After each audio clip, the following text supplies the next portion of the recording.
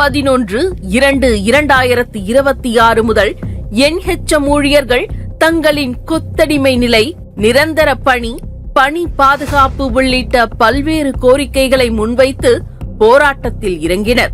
NHM ஊழியர்கள் ஆளும் அரசு பொய்கூறி தங்களை ஏமாற்றி வருவதாகவும், எவ்வித பாதுகாப்பும் இல்லாததால் தங்களின் குடும்பத்தை பிச்சை எடுக்காத குறையாக நிறுத்தி இருக்கிறது என கோஷமிட்டனர். இதைத் தொடர்ந்து சட்டமன்றத்தை முற்றுகையிட முயன்ற NHM ஊழியர்களை பெண் காவலர்கள் பேரிகார்டு வைத்தும் கைகளாலும் தடுத்த நிலையில் பேரிகார்டை எகிரி குதித்து ஊழியர்கள் முன்னேற முயன்றனர். அப்போது பெண்கள் சிலர் மயங்கியும் விழுந்தனர். NHM ஊழியர்களின் போராட்டத்தை தடுக்கும் விதமாக அவர்களை கைது செய்த போலீசார் கரிகுடோனில் அடைத்தனர்.